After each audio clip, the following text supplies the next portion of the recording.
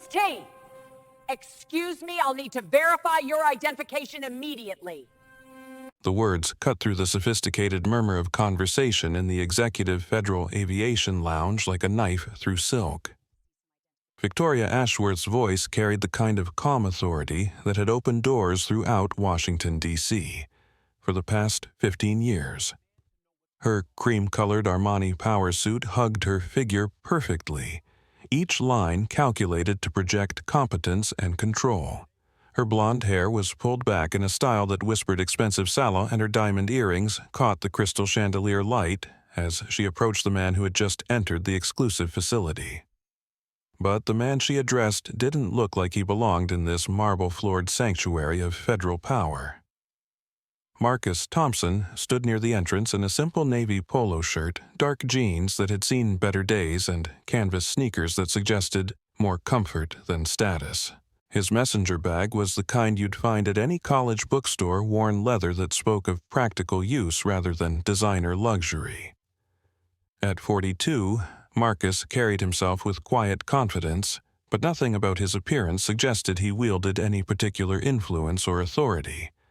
What Victoria Ashworth couldn't know, what none of the 200 federal officials, industry executives, and international delegates in that room could possibly guess, was that the unassuming man she'd just challenged controlled more transportation infrastructure than anyone else in America. Marcus Thompson wasn't just another visitor trying to gain access to the annual Federal Aviation Summit. He was the chairman of the National Transportation Safety Board, a position that gave him oversight authority over every aspect of American aviation safety. More than that, he was the majority shareholder of Apex Holdings, a privately held investment company that controlled 7 major airlines worth a combined $12 billion. But Marcus had learned long ago that real power often worked best when it remained invisible. Today, like every day, he chose to let others underestimate him while he quietly observed how the transportation industry truly operated when it thought no one was watching. 20 years earlier, Marcus Thompson had been crawling through the belly of cargo planes at Memphis International Airport, his hands black with grease, his coveralls soaked with sweat from 12-hour shifts in 100-degree heat. He'd been 22 then, fresh out of community college with an associate degree in aviation mechanics and dreams bigger than the small Arkansas town where he'd grown up. His father had died when Marcus was 16, leaving his mother to work 2 jobs while Marcus finished high school and put himself through technical training. Every dollar mattered in those days. Every opportunity had to be earned twice over. The aviation industry in the early 2000s wasn't particularly welcoming to young black mechanics with ambition. Marcus had applied for pilot training programs at every major airline and been rejected by all of them. The form letters always cited insufficient qualifications or limited openings, but Marcus knew better. He'd seen less qualified applicants, always white, always connected, get fast-tracked into cockpit training, while he remained on the ground fixing the planes they would eventually fly. Instead of becoming bitter, Marcus had decided to become better. He'd worked his shifts maintaining aircraft while spending every free moment studying aviation law, airline economics, and transportation policy. He'd earned his pilot's license on weekends and holidays, paying for flight hours with overtime wages. He'd learned to read financial statements, understand market analysis, and recognize the patterns that separated successful airlines from failing ones. The breakthrough had come in 2008 during the financial crisis that had devastated the aviation industry. Southeastern Regional Airways, a struggling carrier that served small markets throughout Alabama, Georgia, and South Carolina, was hemorrhaging money and facing bankruptcy. The airline's 3 aging Boeing 737s were grounded more often than they flew. Their route network made no economic sense, and their customer service had earned them the worst ratings in regional aviation. Marcus had seen opportunity where others saw disaster. He'd mortgaged everything he owned, borrowed against his future earnings, and convinced a small group of investors to help him acquire Southeastern Regional for $30 million. Industry experts had called him crazy. Aviation analysts had predicted he'd lose everything within 2 years. His own mother had begged him to reconsider, terrified that her son was throwing away the financial security she'd never been able to provide. They had all been magnificently wrong.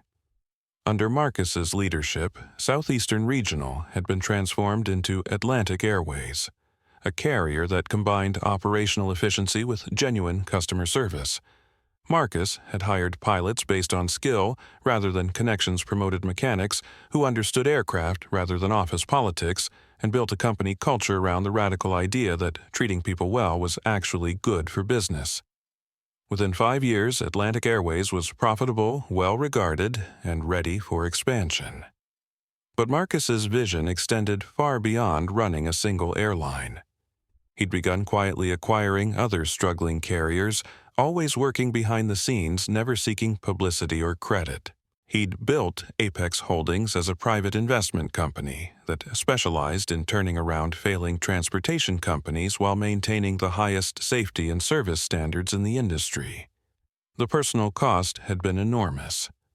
Marcus's wife, Jessica, the college sweetheart he'd married at 24, had supported his aviation dreams even when they meant years of financial uncertainty and 16-hour workdays. She'd been his partner in every sense, handling customer service calls from their kitchen table during Atlantic Airways' early days, while Marcus flew routes and negotiated with creditors.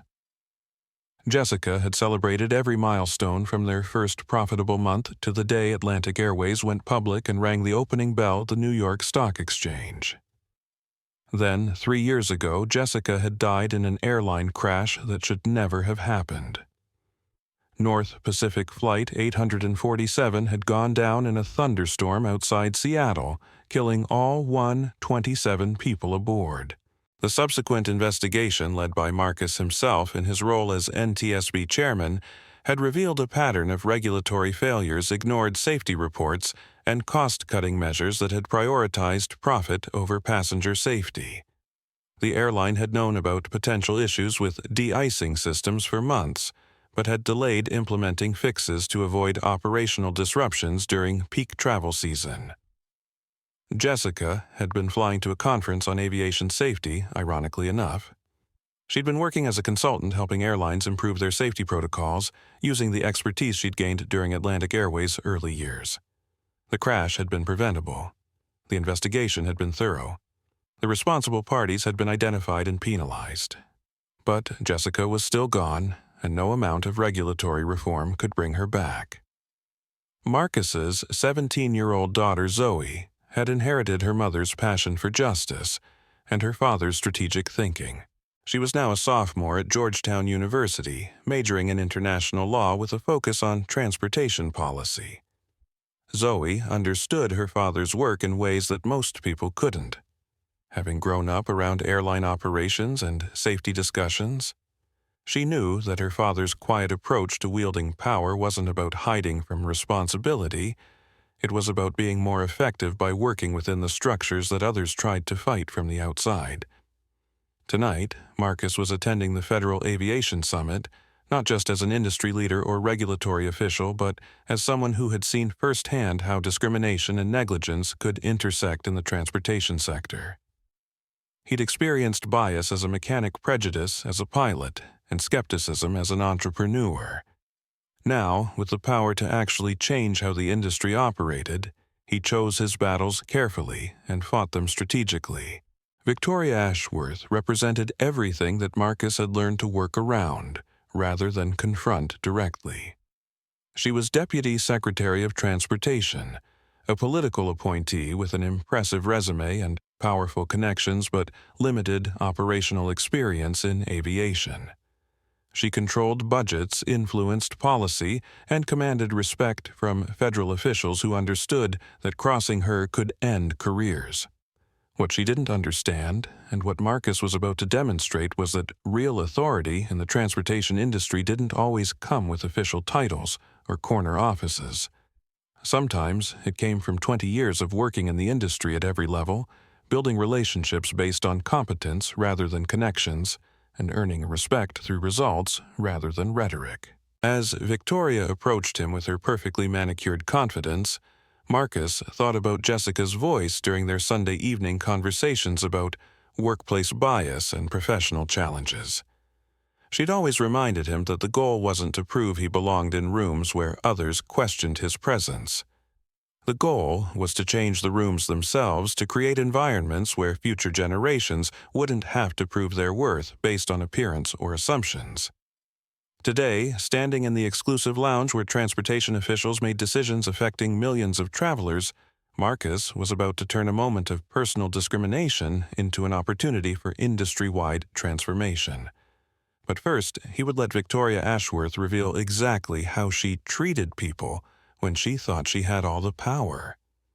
Marcus looked at Victoria Ashworth with the same calm expression he'd worn in congressional hearings, boardroom negotiations, and crisis management meetings. Her request for identification hadn't surprised him. He'd been expecting this moment since entering the Executive Federal Aviation Lounge 15 minutes earlier. The security checkpoint had already scanned his credentials twice, and his visitor badge clearly displayed his clearance level. But Marcus understood that some challenges had nothing to do with actual security protocols. Of course, Marcus replied evenly, reaching into his wallet to extract his driver's license. No irritation in his voice, no defensive posture, just simple compliance with what appeared to be a routine request. He handed the plastic card to Victoria, noting how she accepted it with 2 fingers as if handling something potentially contaminated. Victoria studied the license with theatrical intensity, her blue eyes moving between Marcus's face and the photograph on his identification. She held the card close to her reading glasses, angling it toward the crystal chandelier light, as if searching for evidence of forgery. Around them, conversations continued in the marble-floored space, but several federal officials had begun glancing in their direction with curiosity. Marcus Thompson Victoria read aloud, her voice carrying far enough to be heard by nearby executives. Washington, D.C. address. She paused, tapping her manicured fingernail against the license. This shows you as 6'1", but you seem... She gestured vaguely. Different. Elena Rodriguez, the Federal Aviation Security Supervisor, had been watching the interaction from her position near the registration desk. At 29, Elena had worked in transportation security for 7 years, and she'd never seen Deputy Secretary Ashworth personally verify a visitor's identification. Standard protocol involved security staff background checks and pre-approved access lists. Senior officials like Victoria typically interacted with visitors only after all security clearances had been confirmed through proper channels. Elena approached the pair with professional concern. Deputy Secretary Ashworth, is there an issue with Mr. Thompson's clearance? Our advanced security team processed his credentials this morning and everything appeared to be in order. Victoria turned toward Elena with the kind of smile that never reached the eyes. Supervisor Rodriguez, I appreciate your diligence, but as Deputy Secretary I maintain discretionary authority over access verification in federal facilities. Mr. Thompson's credentials require enhanced review. Enhanced review for what specific security concern? Elena asked, her voice carefully professional despite the growing discomfort she felt about the situation. Marcus remained silent, observing the interaction between the 2 women, while mentally cataloging every word and gesture. This wasn't his first experience with pretextual security screening, and he understood that arguing would only escalate the situation without resolving the underlying issue. Better to let Victoria reveal her motivations clearly before responding. Security concerns don't require detailed explanation to subordinate personnel, Victoria replied, her tone sharpening slightly. She turned back to Marcus, still holding his driver's license. Mr. Thompson, what brings you to the Federal Aviation Summit today? James Mitchell, a 36-year-old senior transportation aide, had been recording personal notes on his phone when Victoria's raised voice caught his attention.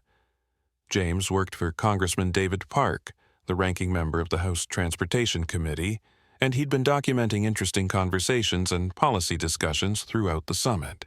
The interaction between Victoria and the unassuming man in casual clothes seemed worth recording, especially given Victoria's unusually aggressive approach to what should have been routine credential verification.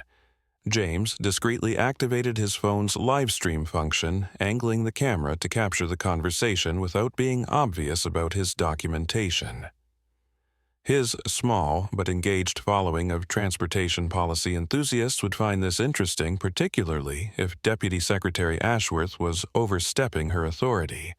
Sarah Hamilton, the airport VIP services manager, approached the group with the professional warmth that had made her successful in hospitality roles throughout her 20-year career. At 51, Sarah had seen enough high-level government interactions to recognize when situations were developing beyond normal protocols.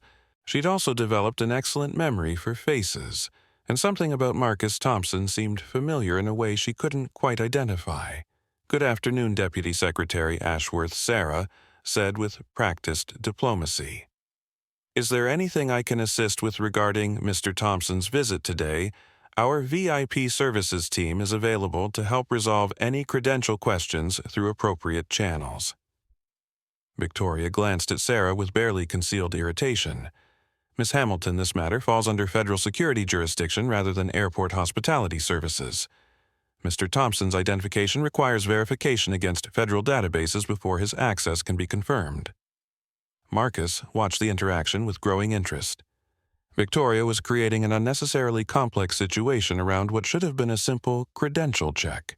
Her language about federal databases and enhanced verification suggested she was either confused about actual security protocols or deliberately manufacturing complications for reasons that had nothing to do with legitimate security concerns. "I'm happy to cooperate with any verification process," Marcus said, his first words since handing over his identification. His voice carried no defensiveness or challenge, just professional courtesy. "What additional information do you need?" Victoria pulled out her government phone and began typing rapidly. "I'm checking your credentials against the Transportation Security Administration's federal contractor database. Sometimes people attempt to access high-level federal facilities with questionable documentation." The phrase "questionable documentation" hung in the air like an accusation. Elena shifted uncomfortably, recognizing that Victoria was implying fraud without any evidence to support such a serious allegation.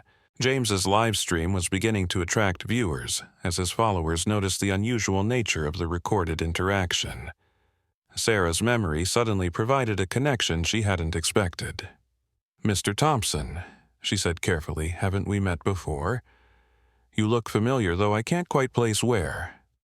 Marcus smiled slightly. "I travel frequently for business. We might have crossed paths at various airports or transportation events." Victoria finished her phone consultation and returned to Marcus with renewed authority. "Mr. Thompson, the preliminary database search shows some inconsistencies with your federal access credentials. I'll need to conduct a more thorough verification before your access to this facility can be confirmed." What kind of inconsistencies? Elena asked, her professional training compelling her to understand the specific security concerns that would justify extended credential verification. "That information is classified at levels above your clearance supervisor," Rodriguez. Victoria replied dismissively. She turned back to Marcus. "Sir, I'll need you to accompany me to a secure verification area where we can resolve these credential questions through proper federal channels." Marcus considered his options carefully. He could reveal his identity immediately and end this charade, but doing so would prevent him from observing how Victoria treated visitors when she believed she had unchallenged authority. The interaction was already being documented by James's live stream, and Elena's obvious discomfort suggested that other federal personnel recognized Victoria's unusual approach to routine security procedures. More importantly, Marcus understood that his experience represented a larger pattern of how certain officials treated people who didn't immediately project power or influence. By allowing the situation to develop, he was gathering evidence of behavior that likely affected other visitors who lacked his hidden authority to address such treatment. "I'm happy to cooperate with additional verification," Marcus said. "But I'd prefer to complete the process here in the presence of witnesses rather than in a private location." Victoria's jaw tightened almost imperceptibly. "Mr. Thompson, federal security protocols aren't subject to your personal preferences. You'll accompany me for enhanced verification or your access to this facility will be terminated immediately." The ultimatum was delivered with the kind of absolute confidence that came from years of having federal authority respected without question. Victoria had clearly expected immediate compliance, and Marcus's calm refusal to be moved to a private location had disrupted her planned approach. James's live stream had grown to over 1,000 viewers, many of whom were posting questions in the chat about what they were witnessing. The transportation policy community was small enough that Victoria Ashworth was recognized by name, and viewers were beginning to express concern about her aggressive approach to what appeared to be routine credential verification. Elena stepped closer to Marcus. "Sir, if you're comfortable proceeding with verification here, that's actually more consistent with standard federal security protocols. Enhanced verification typically doesn't require private locations unless there are specific safety concerns." Victoria turned toward Elena with obvious irritation. "Supervisor Rodriguez, your comments are inappropriate and unhelpful. I'll be recommending a review of your understanding of federal security protocols." The threat was delivered quietly but clearly, and everyone present understood that Victoria was using her position to intimidate Elena into silence. Marcus noted the exchange with a particular interest, recognizing that Victoria's behavior revealed as much about her character as her treatment of him. Deputy Secretary Ashworth Marcus said, his voice remaining calm despite the escalating tension, "I believe we can resolve this situation efficiently if you'll simply explain the specific security concerns that require additional verification of my credentials." Victoria stared at him for a long moment, clearly frustrated by his refusal to be either intimidated or removed from the public space. "Mr. Thompson, your questions about federal security protocols suggest you may not fully understand the authority of this office or the seriousness of these proceedings." The implied threat was unmistakable, and Marcus recognized that Victoria had reached the point where she was willing to use federal authority to compel compliance with requests that had no legitimate security justification.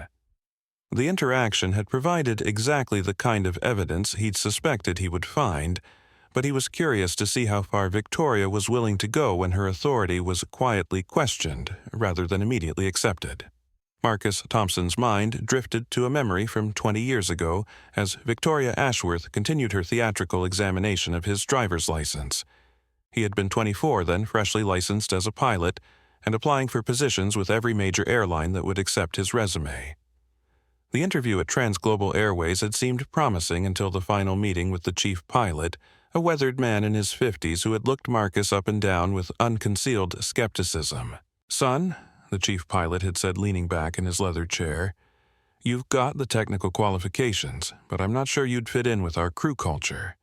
Our pilots need to project authority, especially when dealing with high-value passengers and international routes." Marcus had understood exactly what the man meant, even though the words had been carefully chosen to avoid explicit discrimination. The message was clear: talented young black pilots might have the skills to fly planes, but they couldn't be trusted to represent the airline's image in first-class cabins and VIP lounges. The memory had hardened into resolve over the years. Rather than fighting individual battles against bias that would limit his career advancement, Marcus had decided to build his own company, where competence mattered more than appearance, and results spoke louder than assumptions. Now, standing in the Executive Federal Aviation Lounge while Victoria manufactured security concerns about his credentials, Marcus felt the familiar mixture of disappointment and determination that had driven him to transform the transportation industry from within. The difference was that today he possessed the authority to address discriminatory treatment at an industry-wide level. Victoria returned from her extended consultation with federal databases, her expression suggesting she'd discovered information that justified her suspicious approach. "Mr. Thompson," she announced loudly enough to be heard across the marble-floored space, "the verification process has revealed some concerning discrepancies in your background information." Elena Rodriguez frowned, recognizing that Victoria's language implied serious security issues without providing specific details. "What kind of discrepancies, Deputy Secretary?" "If there are legitimate security concerns, shouldn't we involve the Federal Protective Service Supervisor Rodriguez Victoria?"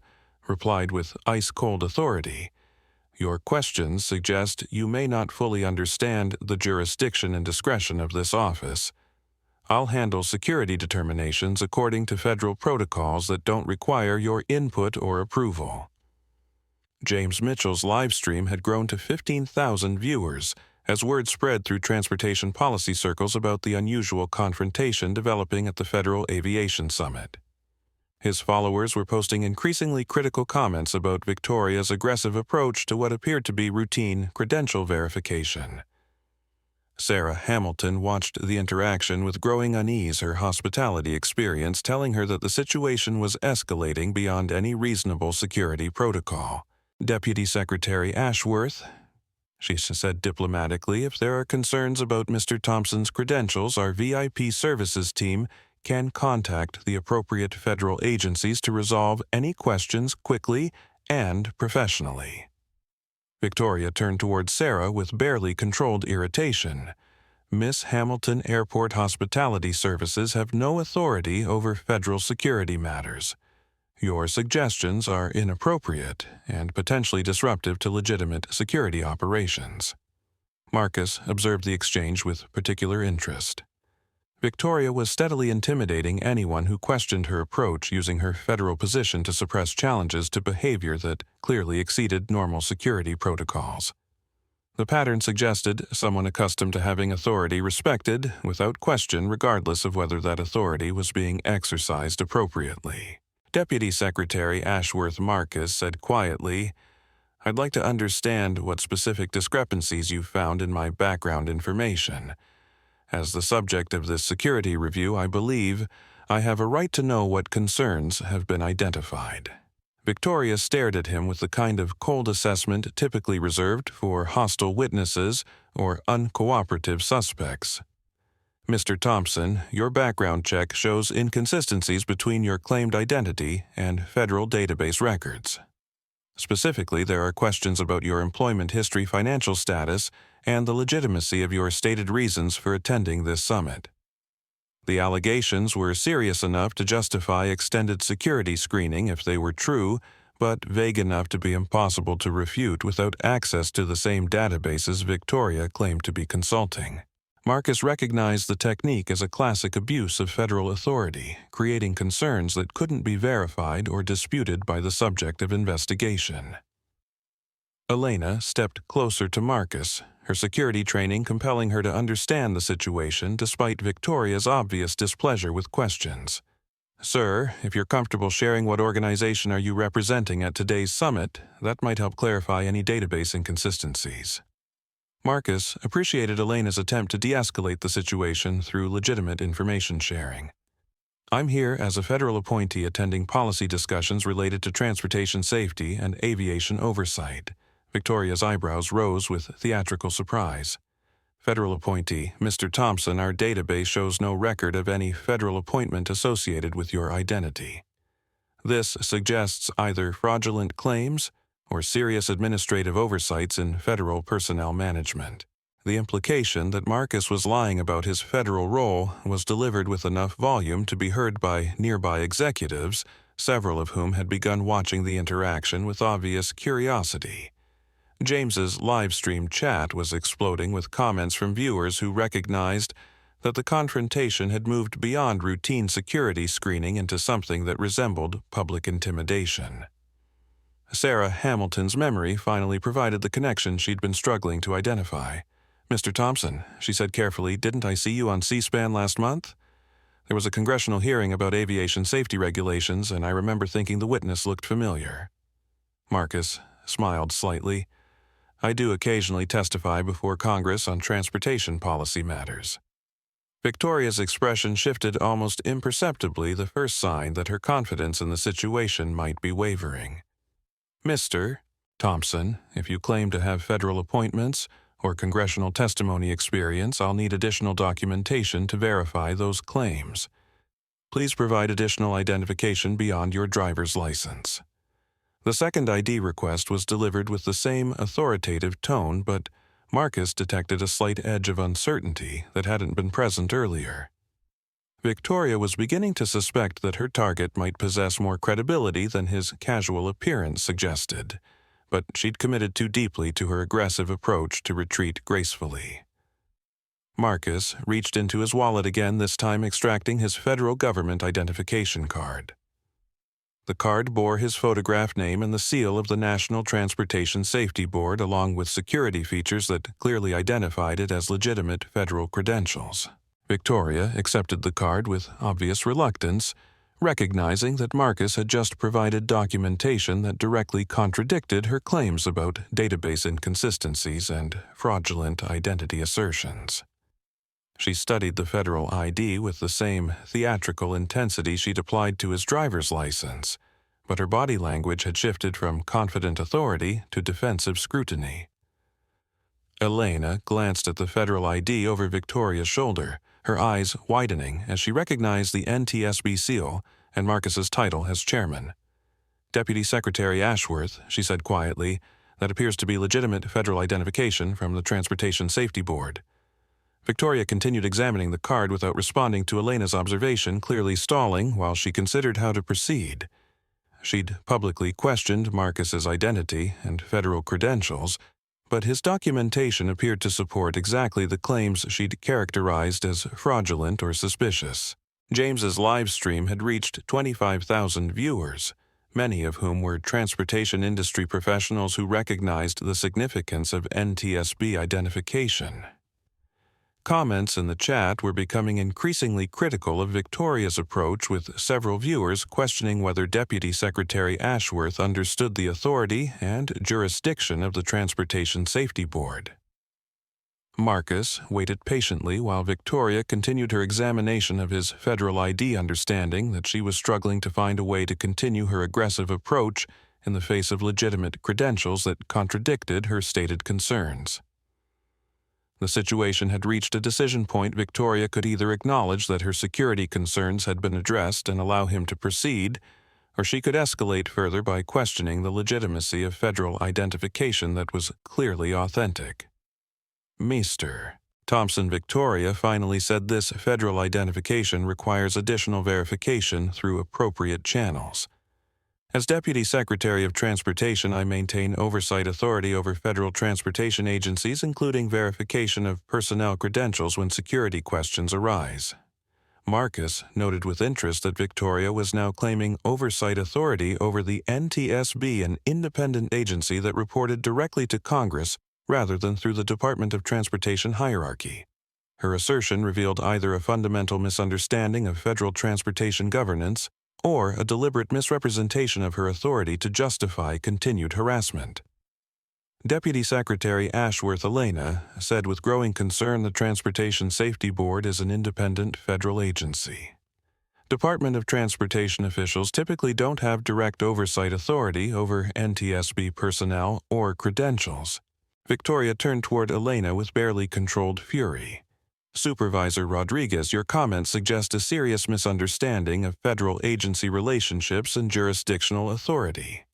I'll be recommending a comprehensive review of your security clearance and federal employment status."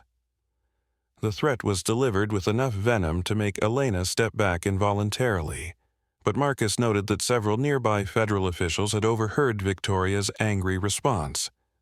Her reaction to legitimate questions about jurisdictional authority suggested someone who was accustomed to having federal power respected, without question, regardless of whether that power was being exercised within appropriate bounds. Marcus's phone vibrated with an incoming text message from his Chief of Staff, Chairman Thompson. "Secretary Williams is asking about your arrival time for the safety protocol briefing. Shall I tell him you're running late?" The message reminded Marcus that he was due to deliver the opening presentation at today's summit, a fact that would become relevant very soon. But for now, he was content to let Victoria continue demonstrating how she treated federal personnel when she believed she had unchallenged authority to do so.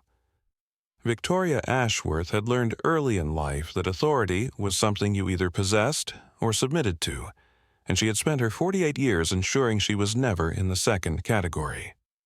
Born Victoria Elizabeth Carmichael in McLean, Virginia, she was the daughter of Thomas Carmichael, a legendary transportation industry lobbyist who had shaped federal aviation policy for 3 decades, and Margaret Sinclair Carmichael, whose family had owned one of the oldest freight railroad companies in the Southeast until they sold it to Norfolk Southern for $800 million in 1995. Growing up in a 12-room colonial house with a circular driveway and views of the Potomac River Victoria, had absorbed lessons about power that most people never learned. Her father's home office was where senators called to discuss transportation committee votes, where airline executives came to strategize about regulatory challenges, and where cabinet secretaries sought advice on policy positions that would affect millions of travelers.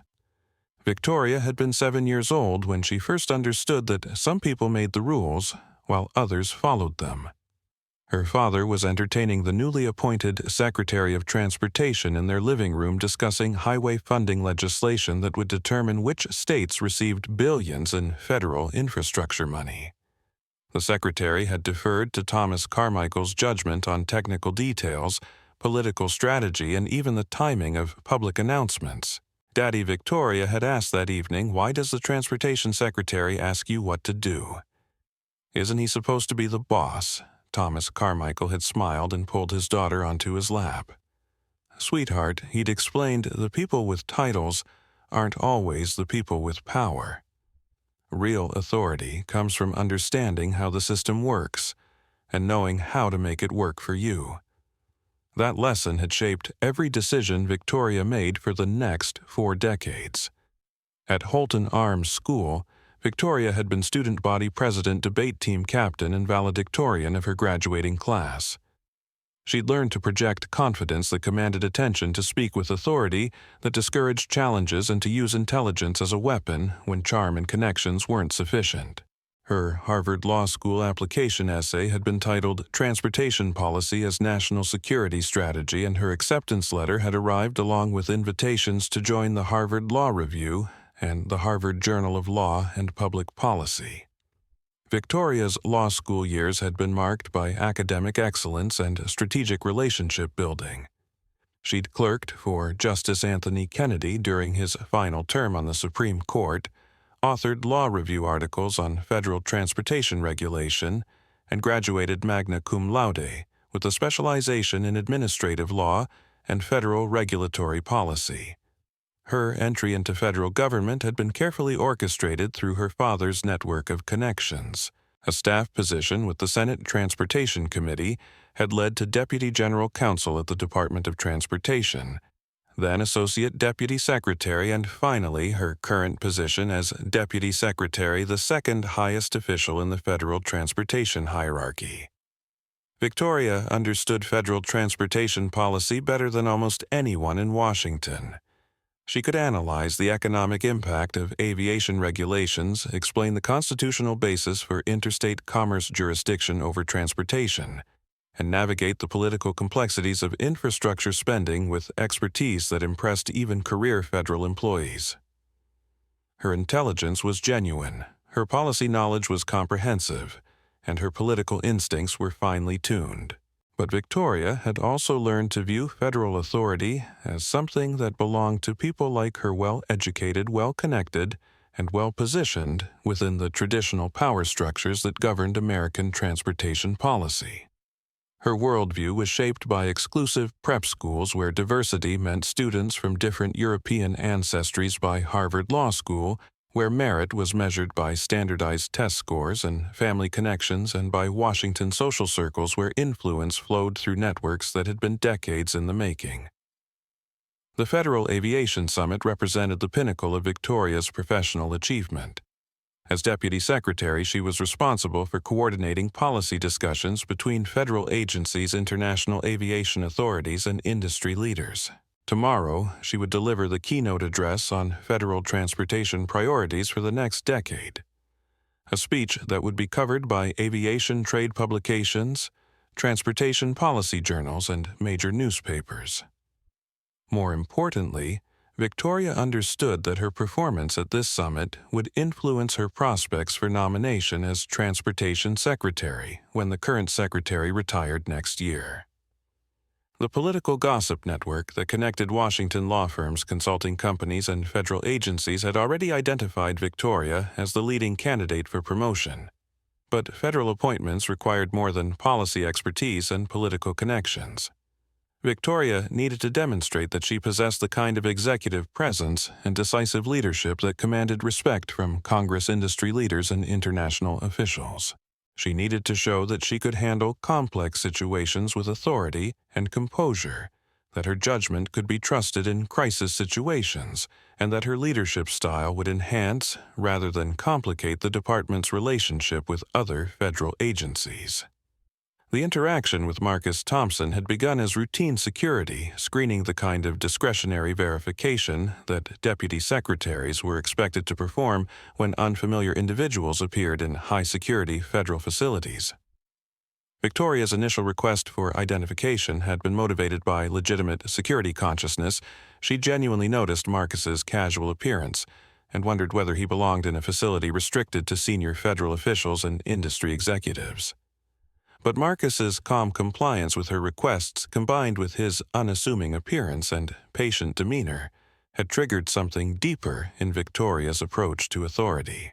She'd recognized that he wasn't responding to her federal position with the immediate deference she typically received, and his questions about security protocols had suggested someone who felt entitled to explanations rather than simply accepting her directives without question. Victoria had built her career on the understanding that federal authority was meant to be respected rather than questioned, especially by individuals who lacked obvious credentials or connections within the transportation policy community. Marcus's persistence in seeking explanations for her security concerns had felt like a challenge to her position, and Victoria's response had been to demonstrate exactly how much authority she possessed when dealing with people who didn't immediately recognize her status. The live-stream documentation by James Mitchell had added an element of public scrutiny that Victoria found particularly irritating. She'd noticed James's phone recording the interaction, and she understood that transportation policy circles were small enough that news of her approach to security screening would spread quickly through professional networks. Rather than moderating her behavior, Victoria had decided to demonstrate that federal authority was more important than public relations concerns. Elena Rodriguez's questions about security protocols had been especially frustrating because they'd come from a subordinate federal employee who was supposed to support, rather than question, senior officials' decisions. Victoria viewed Elena's concerns as insubordination, disguised as professional inquiry, and her threats about security clearance review had been intended to discourage further challenges to her authority. Sarah Hamilton's attempts to de-escalate the situation through airport hospitality services had struck Victoria as inappropriate civilian interference in federal security matters. The suggestion that VIP services could contact appropriate federal agencies to resolve credential questions had implied that Victoria's approach was somehow inappropriate or excessive, an implication that Victoria found both insulting and professionally threatening. Marcus's federal identification had created a new set of challenges for Victoria's approach. She'd committed publicly to questioning his credentials and identity, but his NTSB ID clearly contradicted her assertions about database inconsistencies and fraudulent claims. Rather than acknowledging that her security concerns had been addressed, Victoria had decided to escalate by claiming oversight authority over NTSB credentials, a jurisdictional assertion that was questionable at best and potentially embarrassing if challenged by someone who understood federal agency relationships. Victoria understood that she'd reached a decision point in the interaction. She could acknowledge that Marcus's credentials were legitimate and allow him to proceed, which would require implicitly admitting that her aggressive approach had been unnecessary. Alternatively, she could continue escalating by demanding additional verification or enhanced security screening, which would require her to justify increasingly questionable uses of federal authority. The presence of witnesses and live-stream documentation meant that Victoria's decision would be observed and potentially critiqued by transportation industry professionals who understood federal security protocols. Her response would either demonstrate decisive leadership under challenging circumstances or reveal someone who abused federal authority when faced with questions about her approach. Victoria had spent 48 years learning that real power meant never having to back down from challenges to your authority. Today, standing in the Executive Federal Aviation Lounge with her reputation and future prospects at stake, she was about to test whether that philosophy would serve her well when applied to someone whose hidden authority exceeded her own. Mr. Thompson. Victoria's voice cut through the ambient conversation in the Executive Federal Aviation Lounge with the precision of a federal prosecutor delivering an indictment. This is your final opportunity to provide complete and truthful identification before I involve federal law enforcement in resolving what appears to be a serious security breach. She returned from her consultation with Deputy Administrator Reynolds, flanked now by Federal Air Marshal David Chen and Department of Transportation Inspector General Investigator Patricia Wells. The presence of federal law enforcement officials had drawn the attention of every person within 30 feet, creating a semicircle of observers who watched with mixture of curiosity and unease. Marcus Thompson remained precisely where Victoria had left him standing, calmly near the marble registration desk with his hands at his sides and his expression unchanged. His navy polo shirt and worn jeans looked even more out of place now that he was surrounded by federal officials in dark suits, but his posture suggested someone accustomed to pressure rather than intimidated by authority. Elena Rodriguez had positioned herself close enough to observe the interaction while maintaining her professional responsibilities as Federal Aviation Security Supervisor. Her discomfort with Victoria's escalating approach was evident in her expression, but she understood that questioning a deputy secretary in front of federal investigators could end her career, regardless of whether her concerns were legitimate. James Mitchell's live stream had exploded to over 50,000 concurrent viewers as news of the confrontation spread through transportation policy networks and social media. His audience included airline executives, federal employees, aviation journalists, and transportation law specialists, many of whom were posting increasingly critical comments about Victoria's approach to what had begun as routine credential verification. Sarah Hamilton stood slightly behind Elena, her hospitality experience, telling her that the situation had moved far beyond anything that could be resolved through normal customer service channels. She'd been trying to identify where she'd seen Marcus Thompson before, and the memory was beginning to solidify around congressional hearings and transportation safety briefings she'd watched on C-SPAN. Federal Air Marshal Chen stepped forward with the professional demeanor of someone trained to handle security threats without creating unnecessary drama. "Sir," he addressed Marcus directly. Deputy Secretary Ashworth has requested federal law enforcement assistance with credential verification. I'll need you to provide all identification documents and submit to enhanced security screening. Marcus looked from Chen to Victoria, understanding that she'd escalated the situation to a level that would require either complete compliance or direct confrontation. The presence of an Inspector General investigator suggested that Victoria was treating this as a potential criminal matter rather than administrative confusion. Marshal Chen Marcus replied calmly, "I've already provided my driver's license and federal identification to Deputy Secretary Ashworth. What additional documentation do you need?" Victoria stepped between Marcus and the Air Marshal, her authority clearly established despite the presence of federal law enforcement.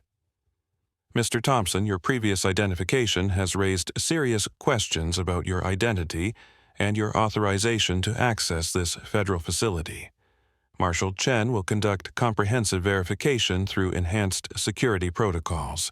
Patricia Wells, the Inspector General investigator, consulted her tablet before addressing the group.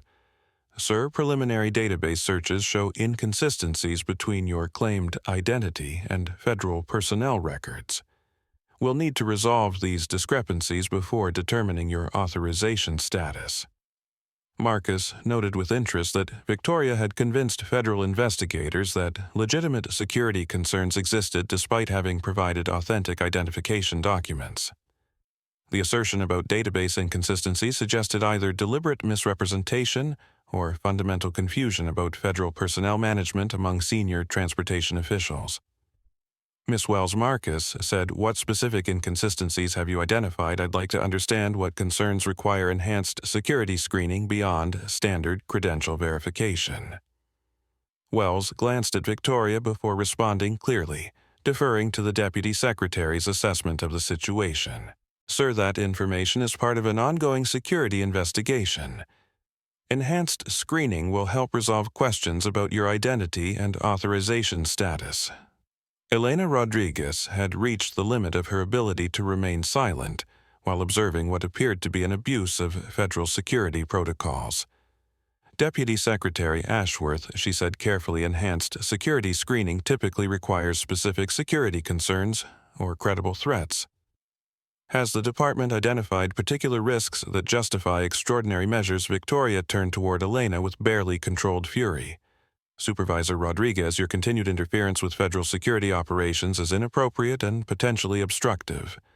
Marshal Chen, please note Supervisor Rodriguez's behavior for inclusion in my formal report about today's security incident.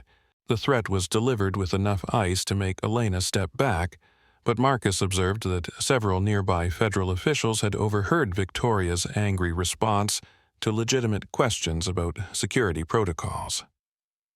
James's live stream chat was exploding with comments from viewers who recognized that Victoria was using federal authority to intimidate employees who questioned her approach. Marcus's phone buzzed with another text message from his chief of staff. "Chairman Thompson, Transportation Secretary Williams is personally asking about your location. The safety briefing was scheduled to begin 10 minutes ago. Shall I explain that you're delayed?" Marcus considered his options. He could end the situation immediately by allowing his staff to contact Secretary Williams, who would undoubtedly resolve the matter within seconds by explaining Marcus's identity to Victoria. Alternatively, he could continue allowing Victoria to demonstrate how she treated people when she believed she had unchallenged federal authority. Deputy Secretary Ashworth Marcus said quietly, "I notice that your security concerns have escalated significantly since I provided federal identification from the National Transportation Safety Board. Can you explain what additional risks have been identified that require enhanced screening of NTSB personnel?" Victoria stared at him with the kind of cold assessment typically reserved for hostile witnesses or uncooperative suspects. "Mr. Thompson, your questions about federal security protocols suggest unfamiliarity with appropriate procedures for high-level federal facilities. Enhanced screening will help determine whether your claimed federal credentials are legitimate." The implication that his NTSB identification might be fraudulent was serious enough to constitute defamation if broadcast to the thousands of people watching James's live stream. Marcus recognized that Victoria had committed to a course of action that would require her to either acknowledge error or make increasingly serious accusations about his identity and federal credentials. Sarah Hamilton's memory suddenly clicked into place with perfect clarity. "Mr. Thompson," she said with growing excitement, "you're the NTSB Chairman who testified before Congress last month about the North Pacific Airlines crash investigation. I remember watching your testimony on C-SPAN. The identification was delivered loudly enough to be heard by everyone in the surrounding circle, and Marcus noted the immediate change in body language among federal officials who recognized the significance of NTSB Chairman credentials." Elena Rodriguez's eyes widened with understanding, while Federal Air Marshal Chen glanced uncertainly between Marcus and Victoria. Victoria's expression shifted almost imperceptibly, the first clear sign that her confidence in the situation was wavering. Miss Hamilton witness identification during security investigations can be unreliable and potentially disruptive to legitimate law enforcement procedures. James Mitchell's live stream audience had reached 75,000 viewers, many of whom were now posting information about Marcus Thompson's role as NTSB Chairman and his recent congressional testimony about airline safety regulations. Comments in the chat were becoming increasingly supportive of Marcus and critical of Victoria's approach. Marcus's phone rang with an incoming call from Transportation Secretary Williams himself.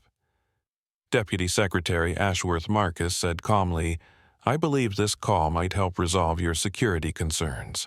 Victoria watched suspiciously as Marcus answered his phone, clearly expecting some kind of deception or misdirection that would support her claims about fraudulent credentials. "Good afternoon, Secretary," Williams Marcus said, his voice carrying clearly in the marble-floored space. "I'm currently in the Executive Federal Aviation Lounge experiencing some delays with security screening procedures." Victoria's face went pale as she recognized the voice coming from Marcus's phone. Transportation Secretary Michael Williams was her direct supervisor, the man who controlled her career prospects and determined her future in federal service. "Marcus." Secretary Williams's voice was audible to everyone within 10 feet. "What kind of security delays? You're supposed to be delivering the opening briefing on new safety protocols in 5 minutes." The conversation continued with Secretary Williams expressing confusion about why the NTSB Chairman was experiencing security difficulties at a federal aviation summit where his presence had been specifically requested by the White House Office of Transportation Policy. Victoria realized that she'd spent the past 30 minutes publicly challenging the credentials and identity of one of the most senior transportation officials in the federal government, someone who reported directly to Congress rather than through the Department of Transportation hierarchy, and whose authority in aviation safety matters exceeded her own. Patricia Wells, the Inspector General investigator, stepped closer to Victoria with obvious concern. "Deputy Secretary Ashworth, if this individual is actually NTSB Chairman Thompson, our enhanced security screening appears to be based on incorrect information about his identity and credentials." Victoria stared at Marcus with the dawning realization that her aggressive approach to credential verification had been observed and documented by thousands of people, including federal employees, transportation industry executives, and aviation policy specialists who understood the significance of her mistake. Marcus ended his call with Secretary Williams and looked directly at Victoria. "Deputy Secretary Ashworth, I believe Secretary Williams would like to speak with you about today's security procedures. He's particularly interested in understanding why NTSB personnel are experiencing enhanced screening at federal aviation events." The offer was delivered with the same calm courtesy Marcus had maintained throughout the confrontation, but Victoria understood that accepting the call would require her to explain to her direct supervisor why she'd spent 30 minutes challenging the identity of a senior federal official whose credentials were a matter of public record. Elena Rodriguez approached Marcus with obvious relief and professional embarrassment. "Chairman Thompson, I apologize for the confusion about your credentials.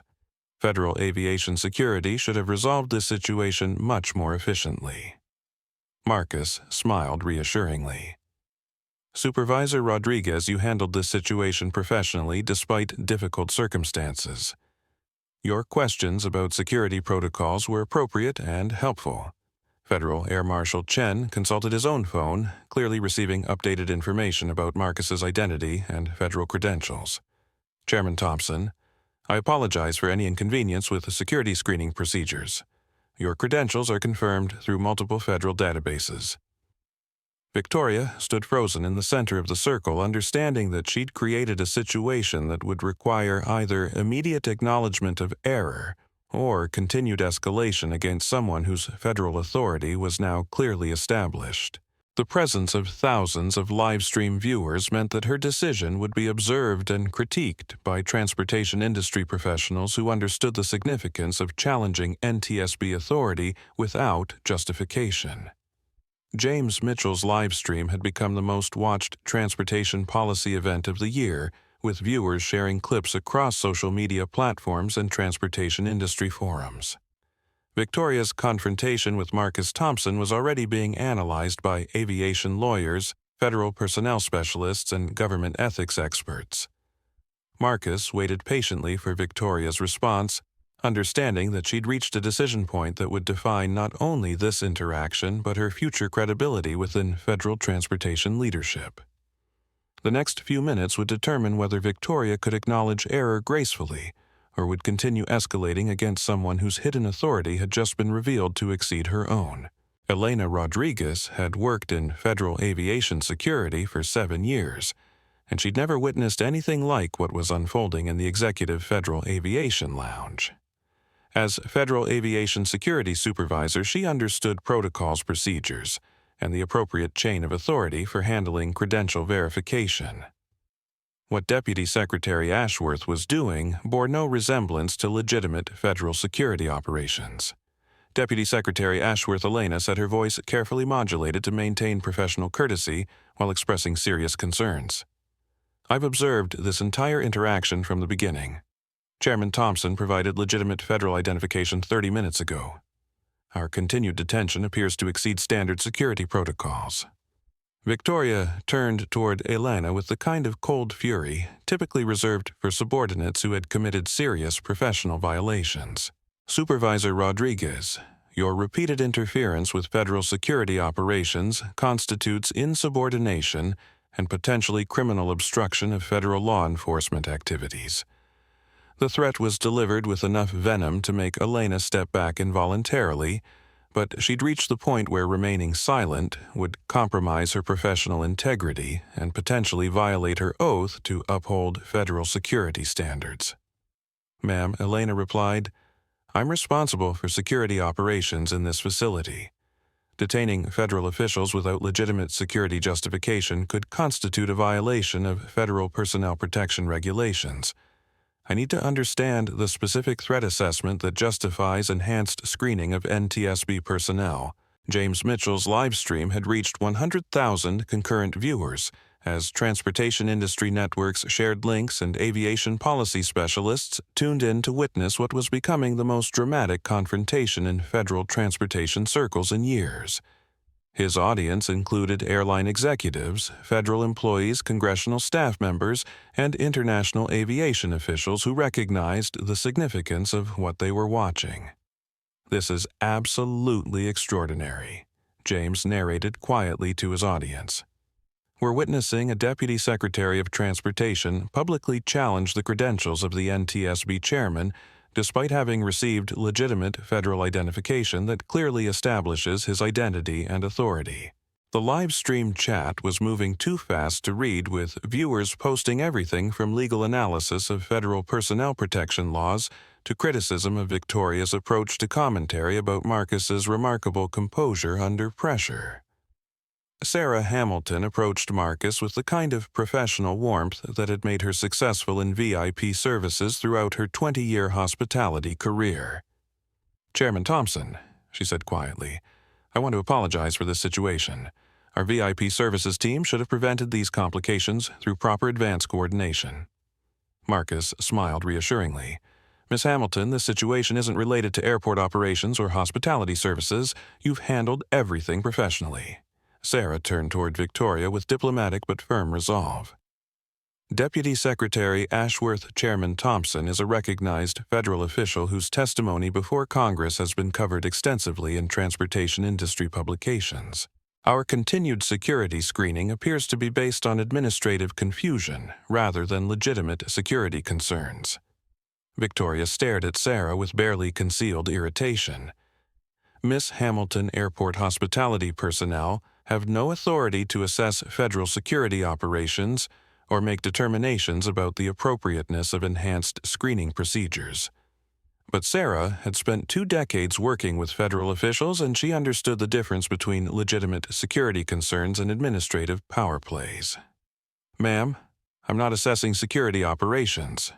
I'm providing factual information about Chairman Thompson's public role in federal transportation policy. Federal Air Marshal Chen had been consulting his own databases and communications networks, and his expression suggested growing concern about the situation he'd been asked to support. Deputy Secretary Ashworth, he said carefully, my federal law enforcement databases confirmed Chairman Thompson's identity and credentials. I'm not seeing security concerns that would justify enhanced screening. Victoria turned towards Chen with obvious displeasure. Marshal Chen, your role is to provide security support, not to question the security assessments of senior federal officials. I'm directing you to proceed with enhanced screening procedures. Chen hesitated, recognizing that Victoria was asking him to detain a senior federal official whose credentials had been verified through multiple databases. Ma'am, enhanced screening of federal personnel typically requires specific threat assessments or credible security intelligence. Can you provide documentation of the security concerns that justify these procedures? Patricia Wells, the Inspector General investigator, had been reviewing federal personnel databases on her tablet, and her expression suggested she'd discovered information that complicated Victoria's security narrative. Deputy Secretary Ashworth, she said quietly, "My review of federal personnel records shows Chairman Thompson's credentials are current and properly documented. I'm not identifying database inconsistencies that would support enhanced security screening." Victoria stared at Wells with growing desperation, understanding that the federal investigators she'd summoned to support her position were instead raising questions about her assessment of security concerns. Marcus watched the exchange with particular interest, noting how Victoria responded when her authority was questioned by multiple federal personnel simultaneously. Her reaction revealed someone accustomed to having directives followed without scrutiny, regardless of whether those directives were based on legitimate security concerns or personal judgment. Elena Rodriguez stepped closer to Marcus, her professional conscience compelling her to address what had become an obvious abuse of security protocols. "Chairman Thompson," she said formally on behalf of Federal Aviation Security, "I apologize for the irregularities in today's credential verification. Your access to this facility should have been confirmed immediately upon presentation of valid federal identification." Victoria whirled towards Elena with unconcealed fury. "Supervisor Rodriguez, you are formally relieved of security responsibilities for this facility. Your continued insubordination has compromised federal security operations and demonstrated unfitness for federal employment." The threat to Elena's career was delivered loudly enough to be heard by everyone in the surrounding circle, and Marcus noted that several senior federal officials had overheard Victoria's angry dismissal of a security supervisor who was attempting to follow proper protocols. James's livestream audience had grown to 150,000 viewers, many of whom were now sharing clips across professional networks and social media platforms. Transportation attorneys were posting analysis of federal personnel protection laws, while government ethics specialists were commenting on potential violations of administrative authority. "I want everyone watching this to understand what we're seeing," James narrated. "A deputy secretary is threatening to end the career of a security supervisor who questioned the detention of a federal official whose credentials have been verified through multiple databases." Marcus's phone buzzed again with a text from his Chief of Staff, Chairman Thompson. "Secretary Williams is concerned about your delay. Congressional leadership is asking questions about the safety briefing schedule." Should I provide an explanation? Marcus considered the message carefully. His staff could resolve this situation immediately by involving Secretary Williams directly, but doing so would prevent the full documentation of how Victoria treated federal personnel when she believed her authority was unchallenged. Deputy Secretary Ashworth. Marcus said calmly, "I appreciate the thoroughness of your security screening, but I believe we've reached a point where continued delays are affecting federal operations. Secretary Williams is expecting my participation in today's safety briefing." Victoria stared at him with the kind of desperate calculation typically seen in people who had committed to courses of action that were proving disastrous, but felt unable to retreat. "Mr. Thompson, your references to federal operations and Secretary Williams require verification through proper channels. Enhanced screening will help determine the legitimacy of your claimed federal relationships." The assertion that Marcus's relationship with the Transportation Secretary required verification was so obviously unreasonable that Federal Air Marshal Chen visibly winced. Elena Rodriguez shook her head in disbelief, while Sarah Hamilton stared at Victoria with open amazement. Patricia Wells approached Victoria with obvious professional concern. "Deputy Secretary Ashworth. Chairman Thompson's federal credentials and official relationships are matters of public record. Continued detention appears to lack security justification." Victoria turned toward Wells with barely controlled desperation. "Inspector General Wells, your questions about security determinations suggest unfamiliarity with the discretionary authority of senior federal officials in high-security situations." The response revealed Victoria's growing isolation as the federal personnel she'd summoned to support her position instead raised questions about her approach. Elena Rodriguez had documented irregularities in security procedures, Federal Air.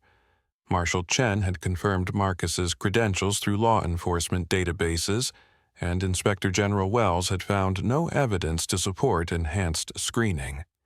Marcus recognized that Victoria had reached a point where acknowledging error would require admitting that she'd spent 45 minutes publicly challenging a senior federal official, whose identity and credentials were easily verifiable.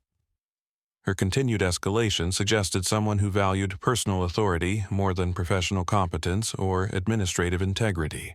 The situation was about to shift dramatically as Transportation Secretary Williams himself had grown tired of waiting for his NTSB Chairman to deliver the opening safety briefing that would set the tone for the entire Federal Aviation Summit. Transportation Secretary Michael Williams strode through the Executive Federal Aviation Lounge with the kind of purposeful energy that cleared pathways and commanded immediate attention. At 62, Williams had spent 15 years in federal transportation leadership, and his presence in any room signaled that significant decisions were about to be made. His arrival at the marble registration desk where Victoria Ashworth was conducting her extended security screening drew every eye in the vicinity. Marcus Secretary Williams called out as he approached, his voice carrying the easy familiarity of officials who had worked together on complex policy initiatives for years. "There you are. We've been holding the safety briefing for 20 minutes. Congressional leadership is asking questions about the delay." The casual use of Marcus's first name, combined with Williams's obvious expectation that the NTSB Chairman would be immediately available for federal operations, created a moment of perfect silence in the Executive Federal Aviation Lounge. Every conversation within 30 feet stopped as federal officials, industry executives, and aviation specialists processed what they were witnessing. Victoria Ashworth stood frozen in the center of the circle, her face cycling through expressions of shock, disbelief, and dawning horror as she recognized her direct supervisor approaching the man she'd been detaining for nearly an hour based on questionable security concerns. Secretary Williams Marcus replied with the same calm courtesy he'd maintained throughout Victoria's interrogation. "I've been experiencing some delays with security screening procedures. Deputy Secretary Ashworth has been very thorough in verifying my credentials." Williams glanced around the circle of federal personnel, his expression shifting from mild irritation to serious concern as he recognized the formal law enforcement presence and official investigative stance surrounding his NTSB chairman. Deputy Secretary Ashworth Williams said, his voice carrying the kind of authority that ended careers and redirected federal policies. "Why is Chairman Thompson being subjected to enhanced security screening? His attendance at today's summit was specifically requested by the White House Office of Transportation Policy." The question hung in the air like a judicial pronouncement, and Victoria understood that her response would determine not only the immediate outcome of this situation, but her future prospects within federal transportation leadership. Elena Rodriguez watched with mixture of vindication and professional concern, recognizing that her attempts to question Victoria's security procedures had been correct, but understanding that challenging a deputy secretary had probably ended her own career regardless of the outcome. James Mitchell's live stream had exploded to 200,000 concurrent viewers as news of Secretary Williams's arrival spread across transportation networks and social media platforms. His audience now included congressional staff members, White House transportation officials, and international aviation authorities who were witnessing the most dramatic federal transportation confrontation in recent memory. Federal Air Marshal Chen stepped forward with obvious relief at the arrival of clear federal authority. "Secretary Williams, sir, we were requested to provide security support for enhanced credential verification. Chairman Thompson's identification has been confirmed through multiple federal databases." Williams turned towards Chen with sharp attention. "Marshal Chen, what security concerns required enhanced screening of NTSB personnel at a federal aviation summit?" Chen glanced uncertainly toward Victoria before responding. "Sir, Deputy Secretary Ashworth identified database inconsistencies that suggested credential verification issues. However, our investigation has confirmed Chairman Thompson's identity and federal authorization. Williams's expression darkened as he processed the implications of Chen's response. Database inconsistencies. Marshal Chen, the NTSB Chairman's federal credentials are verified daily through White House security systems. What inconsistencies could possibly justify detention of senior transportation officials? Patricia Wells, the Inspector General investigator, approached Williams with obvious professional discomfort. Secretary Williams, our preliminary review hasn't identified security concerns that would support enhanced screening procedures for Chairman Thompson. His federal credentials appear to be properly documented and current. Williams stared at Wells with growing incredulity. Inspector General Wells, you're telling me that federal investigators were summoned to conduct enhanced screening of the NTSB chairman based on credential concerns that don't actually exist? The question was delivered with enough authority to make Wells step back involuntarily, but she maintained professional composure while confirming that Victoria's security concerns appeared to lack factual foundation. Marcus watched the exchange with particular interest, noting how quickly the power dynamic had shifted once Secretary Williams arrived to establish clear federal hierarchy. Victoria's confident authority had evaporated in the presence of someone whose position unquestionably exceeded her own. Sarah Hamilton approached Secretary Williams with diplomatic professionalism. Secretary Williams, I'm Sarah Hamilton with Airport VIP Services. I want to apologize for any complications with Chairman Thompson's visit today. Our facility should have prevented these security irregularities through better advance coordination.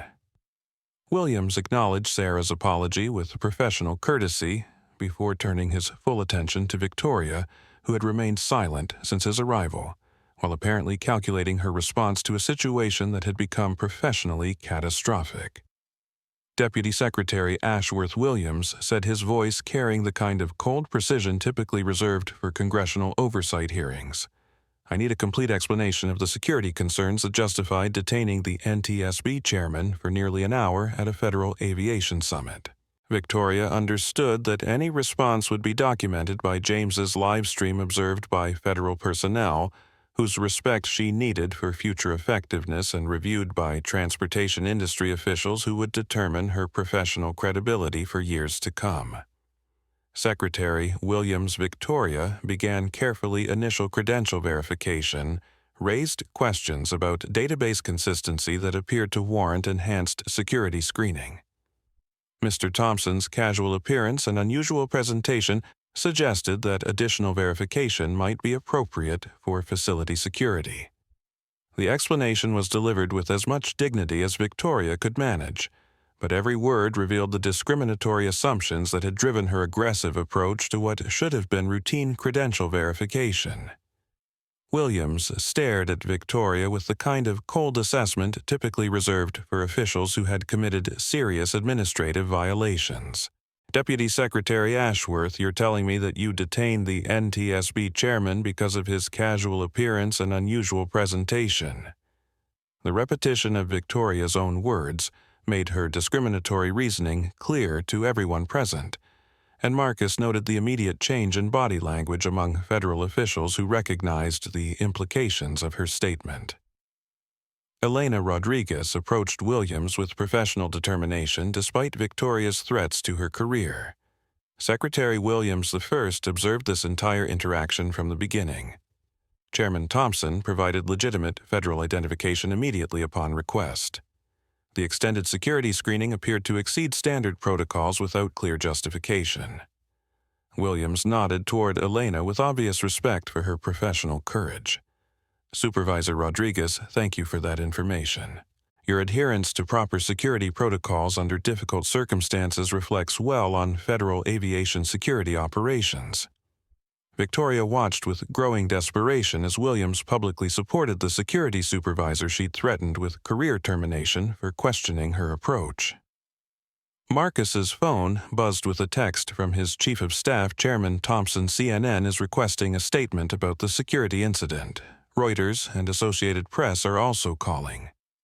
Should I refer them to your public affairs office? Marcus realized that Victoria's public detention of a federal transportation official had attracted national news attention, transforming what had begun as discriminatory security screening into a story that would be covered by major media outlets and analyzed by government affairs specialists.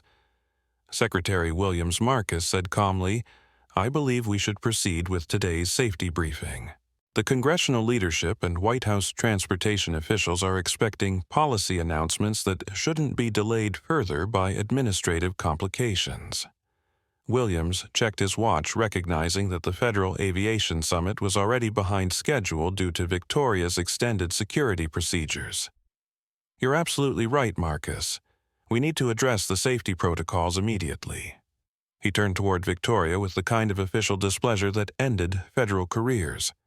"Deputy Secretary Ashworth will discuss today's security procedures in detail after the summit. Your approach to federal personnel management requires immediate review and correction." Victoria understood that Williams's statement constituted formal notice that her conduct was under investigation by her direct supervisor, a development that would be reported throughout federal transportation circles within hours. James Mitchell's live stream had become the most watched federal transportation event in social media history, with viewers sharing clips across professional networks, news platforms, and policy forums. Transportation attorneys were posting analysis of federal personnel protection laws, while government ethics specialists were commenting on potential violations of administrative authority.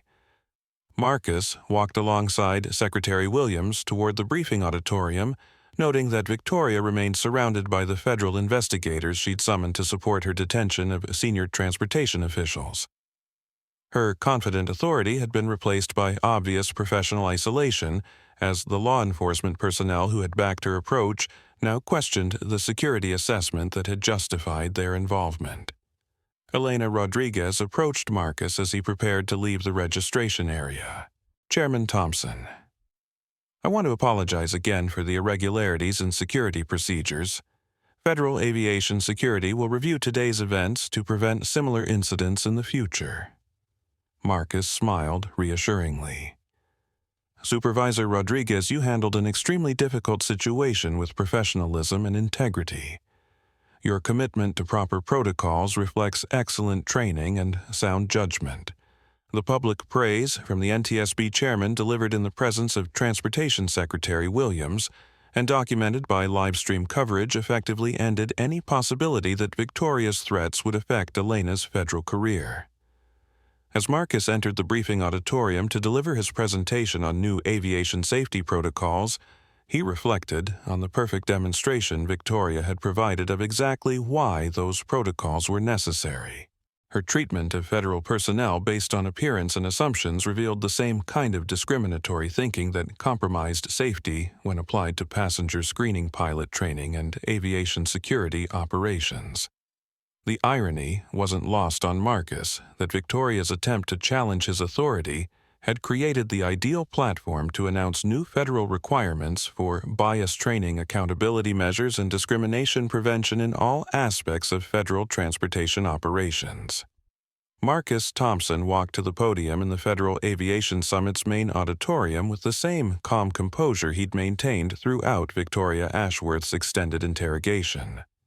The audience of 300 federal officials, airline executives, and international aviation authorities had been waiting for nearly an hour, and murmurs of curiosity about the delay rippled through the crowd as the NTSB Chairman began his opening presentation. "Good afternoon," Marcus said, his voice carrying clearly through the auditorium's sophisticated sound system.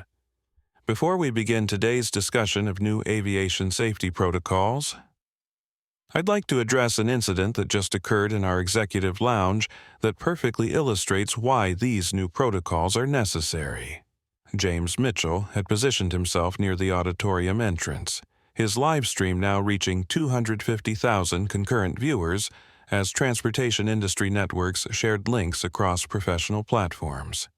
His audience included congressional staff members monitoring federal transportation policy, international aviation officials attending the summit virtually, and news organizations that had begun covering the story of a federal official's discriminatory detention. 30 minutes ago, Marcus continued, I was detained for nearly an hour by federal transportation officials who questioned my identity and credentials based primarily on my casual appearance and what was described as my unusual presentation. Despite providing legitimate federal identification immediately upon request, I was subjected to enhanced security screening that involved federal law enforcement and Inspector General investigators.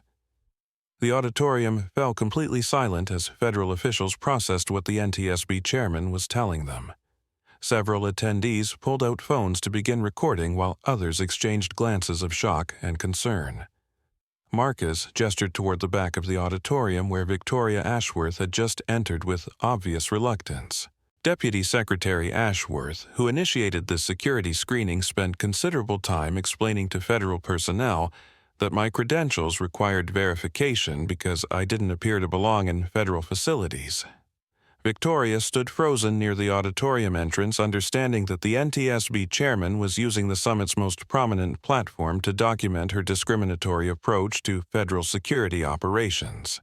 This incident, Marcus continued, demonstrates exactly why the NTSB is implementing comprehensive bias prevention requirements for all federal transportation operations effective immediately. Discrimination in security screening, passenger treatment, and personnel management compromises safety by prioritizing assumptions over evidence and prejudice over professionalism. Elena Rodriguez entered the auditorium as Marcus spoke, her expression reflecting mixture of vindication and concern about the professional consequences of challenging a deputy secretary. She found a seat near the front, understanding that the NTSB Chairman was transforming her difficult decision to question Victoria's approach into validation of proper federal security protocols. James's live-stream chat was moving too fast to read, as viewers posted reactions ranging from outrage about Victoria's behavior to praise for Marcus's composed response to analysis of the broader implications for federal transportation policy. Transportation attorneys were sharing legal commentary about discrimination in federal facilities, while aviation industry executives were discussing the potential impact on airline security procedures. The new protocols Marcus announced will require comprehensive bias training for all federal transportation personnel, mandatory documentation of security screening decisions, and regular auditing of credential verification procedures to ensure consistent application of professional standards. Secretary Williams, seated in the front row, nodded approvingly as Marcus outlined policy changes that would address exactly the kind of discriminatory treatment he'd just experienced. The Secretary's public support for the NTSB Chairman's response effectively ended any possibility that Victoria's approach could be defended as legitimate security operations. Additionally, Marcus continued the NTSB is establishing the Federal Transportation Dignity Initiative, a program funded with $25 million over 3 years to address discrimination throughout the transportation industry. This initiative will provide training resources, support legal challenges to discriminatory practices, and ensure that federal transportation facilities maintain professional standards, regardless of travelers' appearance, background, or assumptions about their status. The audience erupted in sustained applause as federal officials, industry executives, and international authorities recognized the significance of Marcus's announcement. Victoria Ashworth's discriminatory security screening had inadvertently created the political momentum for the most comprehensive anti-discrimination program in federal transportation history. Patricia Wells, the Inspector General investigator who had been summoned to support Victoria's enhanced security screening, approached the auditorium entrance where Victoria remained standing in obvious professional isolation. Deputy Secretary Ashworth Wells said quietly, "The Inspector General's office will be conducting a formal review of today's security procedures. Your availability for interview will be required." Victoria understood that the investigator she'd called to support her detention of Marcus Thompson was now informing her that she was the subject of federal investigation for potential abuse of administrative authority. Federal Air Marshal Chen had remained near the auditorium entrance, his expression reflecting professional embarrassment about his involvement in what had proven to be discriminatory harassment of a senior federal official. He approached Victoria with obvious discomfort. Ma'am, federal law enforcement will be reviewing today's security operations to determine whether proper procedures were followed. Victoria realized that every federal agency that had supported her approach was now distancing themselves from her security assessment and questioning the judgment that had led to Marcus Thompson's detention. Marcus concluded his presentation with direct address to the transportation industry officials in his audience. Discrimination isn't just morally wrong, it's operationally dangerous. When we allow bias to influence security decisions, passenger treatment, or personnel management, we compromise the professional judgment that aviation safety requires.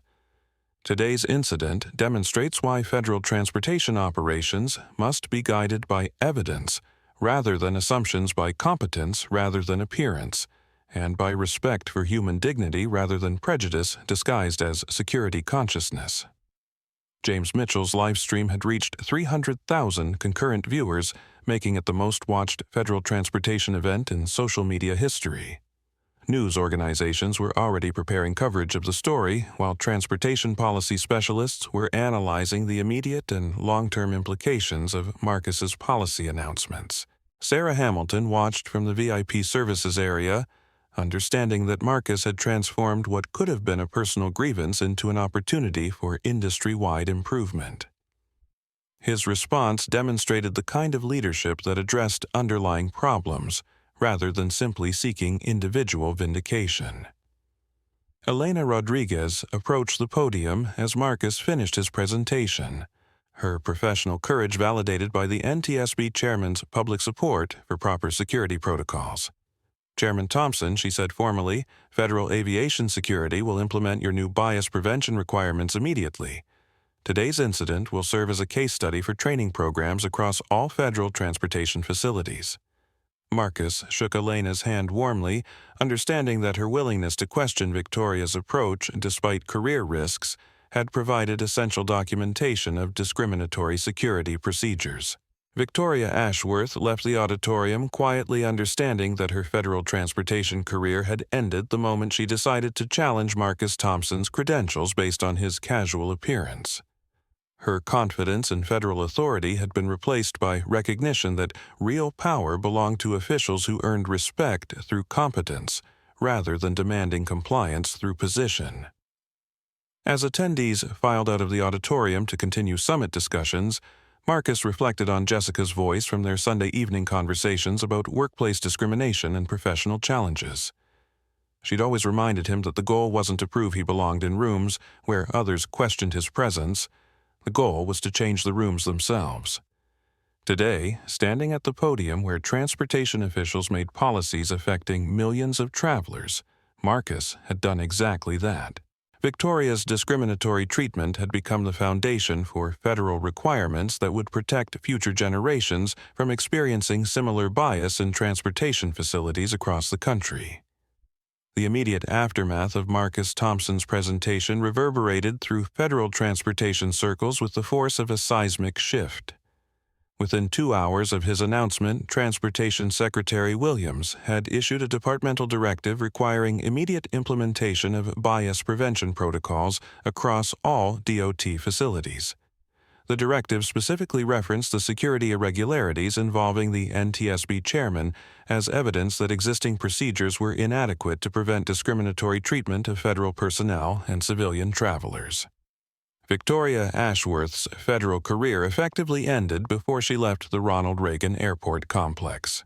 By 4:00 p.m. that Tuesday afternoon, she had received formal notice from the Inspector General's office that her conduct was under federal investigation, a letter from Secretary Williams requesting her immediate resignation, and calls from transportation industry headhunters advising her that private sector opportunities would be limited, given the public nature of her professional misconduct. Elena Rodriguez found herself in the unexpected position of being promoted rather than punished for challenging a deputy secretary's authority. Secretary Williams personally called Elena to commend her adherence to proper security protocols under difficult circumstances, and by the end of the week she had been offered the newly created position of Federal Aviation Equality Compliance Director with responsibility for implementing Marcus's bias prevention requirements across the entire federal transportation system. Supervisor Rodriguez's Secretary Williams had told her during their phone conversation, "Your professional courage in questioning inappropriate security procedures demonstrates exactly the kind of leadership we need to ensure that federal transportation facilities maintain the highest standards of equal treatment and professional conduct." James Mitchell's live-stream documentation of Victoria's discriminatory conduct had been viewed over 2 million times within 48 hours, making it the most widely shared federal transportation content in social media history. His audience had grown from transportation policy specialists to general news consumers interested in stories about accountability and justice in federal government operations. What we witnessed James explain to his expanded audience wasn't just one official abusing authority. It was a perfect demonstration of how bias operates in federal facilities every day, usually without documentation or consequences. Chairman Thompson's response shows how real leadership transforms individual discrimination into opportunities for institutional change. Sarah Hamilton had been contacted by multiple news organizations seeking background information about the incident, but she had declined most interview requests in favor of working with federal officials to improve VIP services coordination with security operations. The goal, she explained to her staff, isn't to relitigate what happened, but to ensure our facility sets the standard for respectful treatment of all visitors regardless of their appearance or our assumptions about their status. Marcus returned to his NTSB headquarters the morning after the summit to find his staff fielding calls from congressional offices, news organizations, civil rights groups, and transportation industry associations seeking information about the Federal Transportation Dignity Initiative he had announced. His chief of staff had compiled a list of over 100 organizations requesting partnership opportunities, funding applications, or policy consultation related to the anti-discrimination program. Chairman Thompson, his communications director, reported CNN, MSNBC, Fox News, and all 3 major networks are requesting interviews. The Washington Post and New York Times want to discuss the broader implications for federal personnel management. Transportation industry publications are calling this a watershed moment for aviation equality. Marcus reviewed the media requests while considering how to maintain focus on policy implementation rather than personal publicity. Schedule interviews with outlets that cover transportation policy seriously, he decided. The goal is to build support for bias prevention requirements, not to relitigate yesterday's incident. His daughter Zoe called that evening from Georgetown University, her voice reflecting pride and concern in equal measure. "Dad, I saw the video of what happened. Mom would be proud of how you handled it, but I'm furious that you had to experience that kind of treatment in a federal facility." Marcus smiled at his daughter's characteristic mixture of emotional honesty and political analysis. "Zoe, discrimination exists at every level of transportation operations. Yesterday's incident created an opportunity to address patterns that affect millions of travelers who don't have federal credentials to protect them." The Federal Transportation Dignity Initiative began operations within a month of Marcus's announcement, with Elena Rodriguez leading implementation of bias prevention training across federal transportation facilities. The program's first initiative involved comprehensive review of security procedures at all major airports, with particular attention to consistency of treatment across different passenger demographics.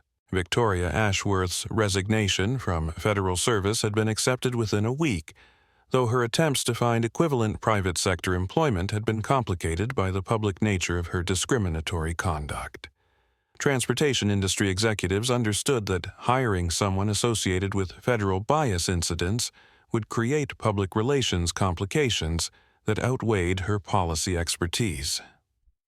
Victoria was technically competent, one airline CEO explained privately, but her approach to authority demonstrates judgment problems that make her unsuitable for senior leadership positions.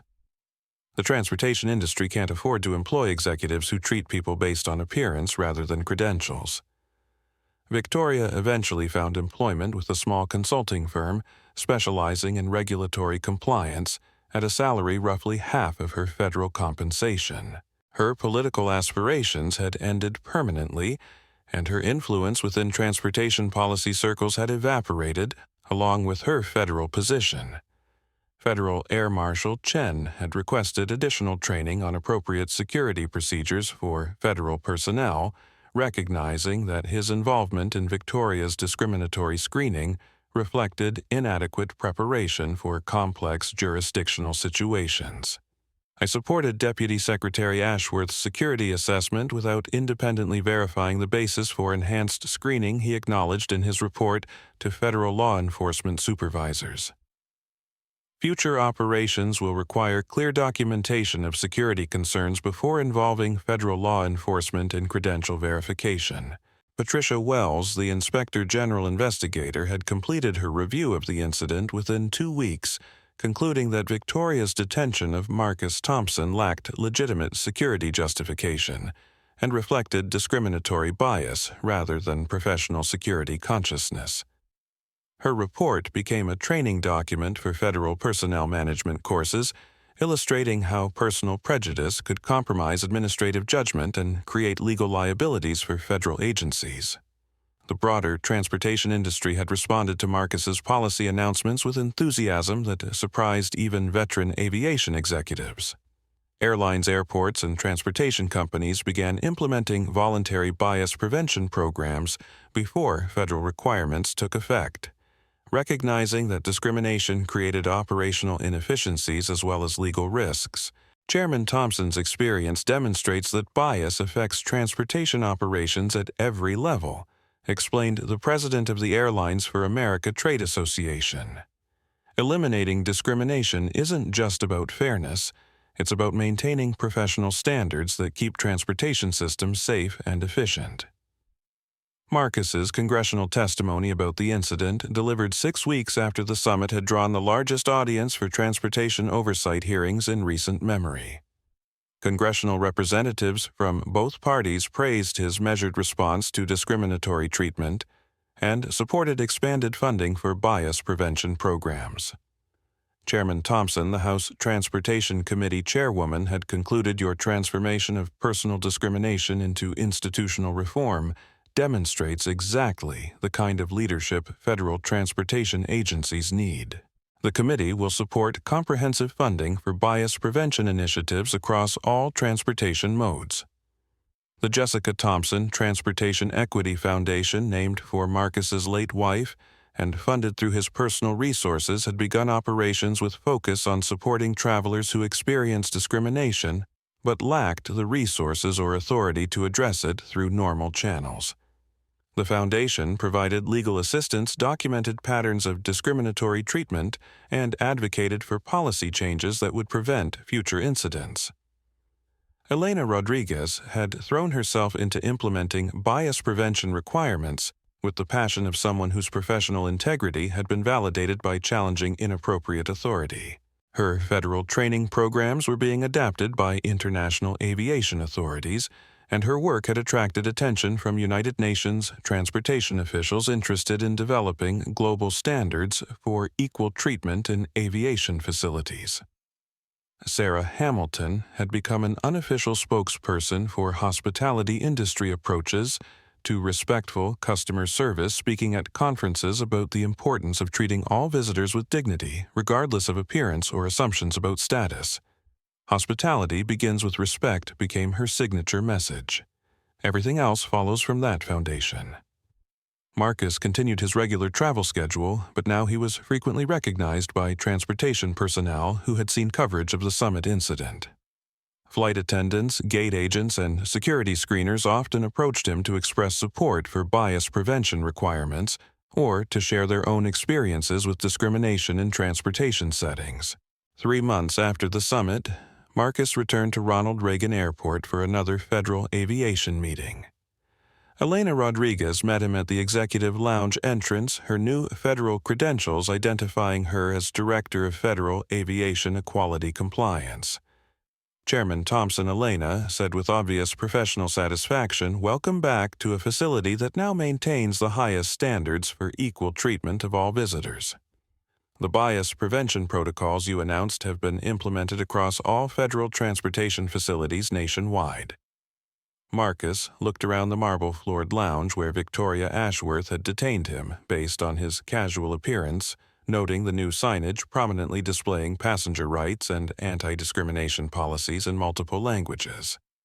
Federal personnel wore badges indicating completion of bias prevention training, and supervisors conducted regular audits to ensure consistent application of respectful treatment standards. The transformation was visible in daily operations rather than policy documents.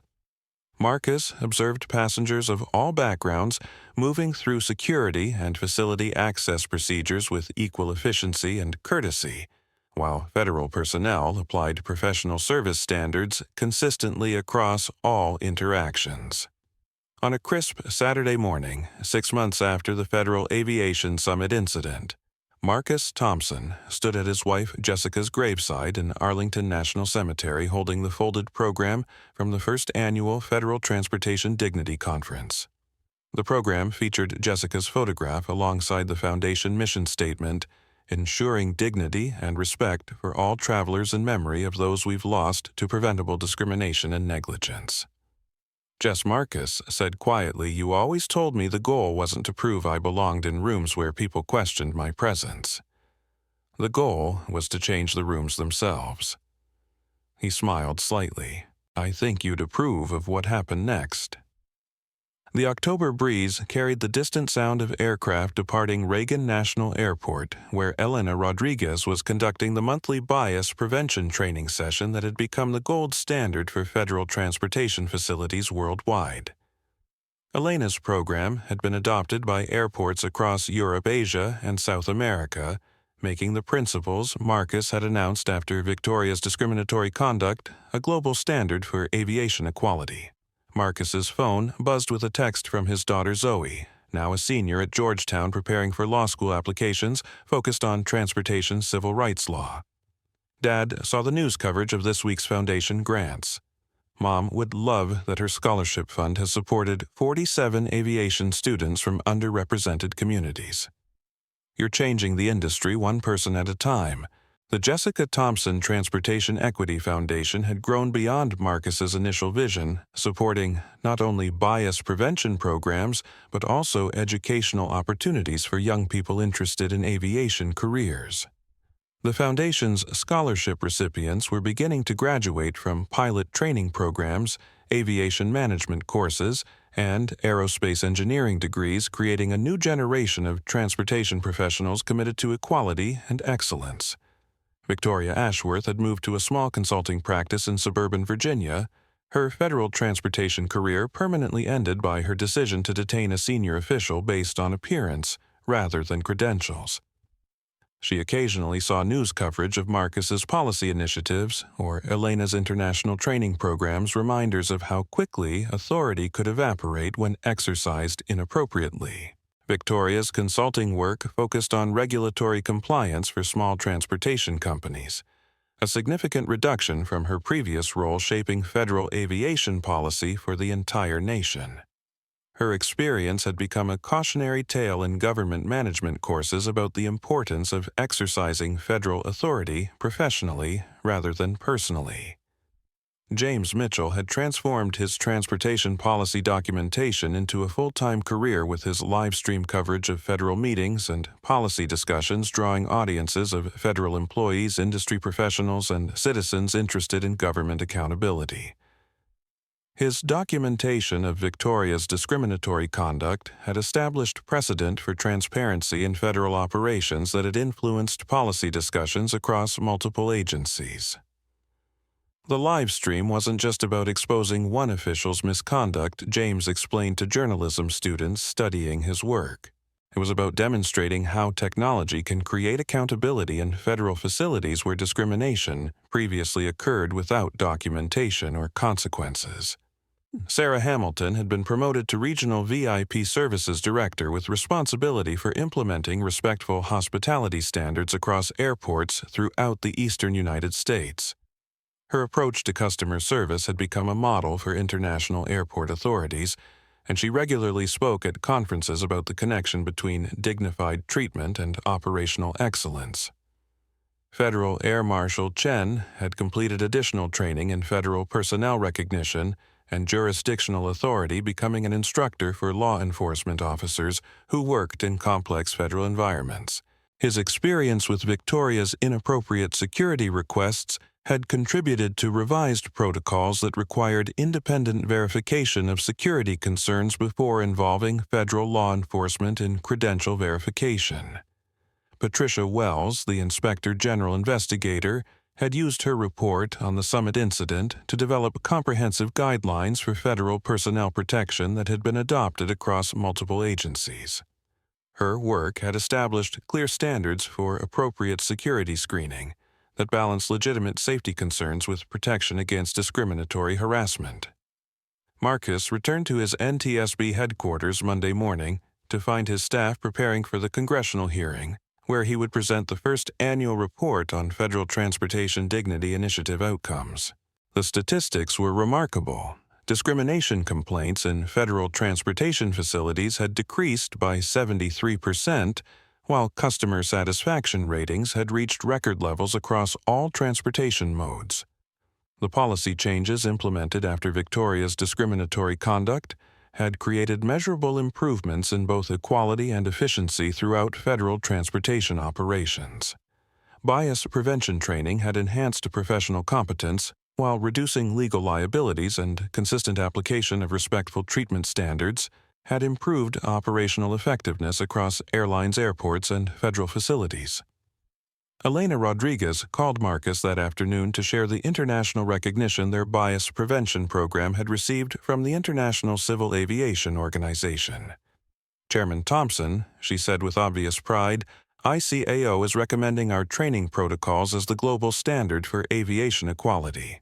23 countries have already implemented programs based on our model.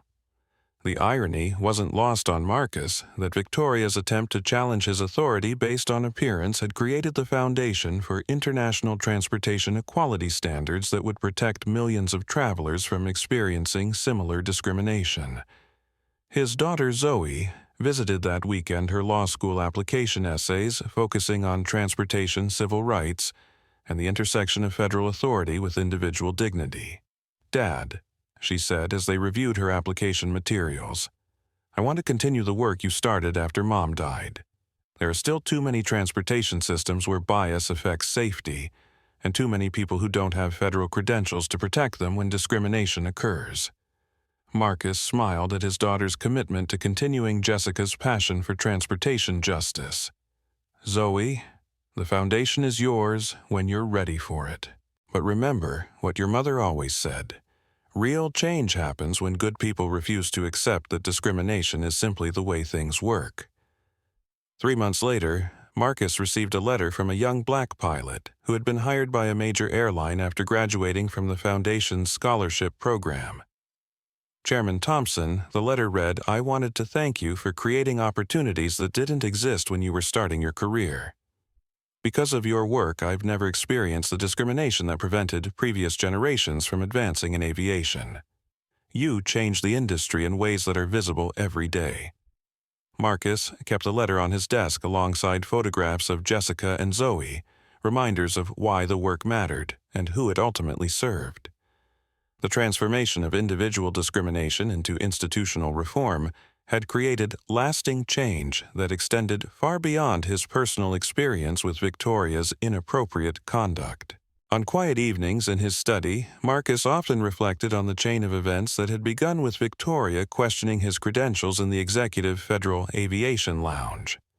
Her discriminatory treatment had been intended to demonstrate her authority and his unsuitability for federal facilities. Instead, it had revealed the broader patterns of bias that compromised transportation operations and created the political momentum for comprehensive reform.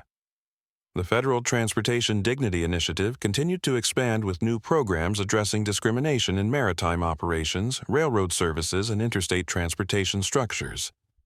Marcus's response to personal bias had become a model for transforming individual incidents into opportunities for wide-scale change, demonstrating that real leadership often meant using power to protect others rather than simply defending oneself. Victoria's career had ended because she'd mistaken federal position for personal authority and appearance for competence. Marcus's legacy had grown because he'd understood that true influence came from creating systems that worked fairly for everyone, especially those who lacked the hidden power to protect themselves when discrimination occurred. One year, after Victoria Ashworth demanded to see his identification 3 times in the Executive Federal Aviation Lounge, Marcus Thompson returned to Ronald Reagan Airport for the dedication of the Federal Transportation Equality Training Center. The facility, built with funding from the Jessica Thompson Transportation Equity Foundation, would train federal personnel from across the nation in bias prevention, respectful customer service, and professional security protocols. Elena Rodriguez, now recognized internationally as an expert in transportation equality, stood at the podium before an audience of federal officials, airline executives, and civil rights leaders from around the world. The principles we're dedicating today, she said, emerged from one man's decision to transform personal discrimination into institutional reform. Chairman Thompson could have simply revealed his identity, ended his harassment, and moved on. Instead, he chose to document how bias operates when people think they have unchallenged power. The training center's main hall featured a wall of testimonials from travelers who had benefited from the bias prevention protocols implemented after Marcus's experience with Victoria. Passengers from every demographic wrote about respectful treatment they now received in transportation facilities' professional customer service that recognized their dignity and security procedures that balanced safety concerns with equal treatment.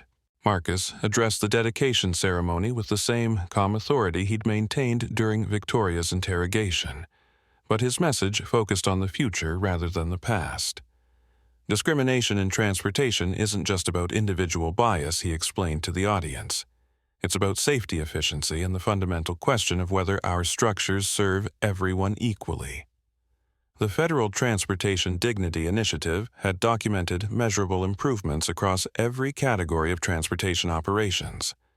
Customer satisfaction had reached record levels, employee morale had improved significantly, and legal complaints related to discriminatory treatment had decreased by 85% across federal transportation facilities.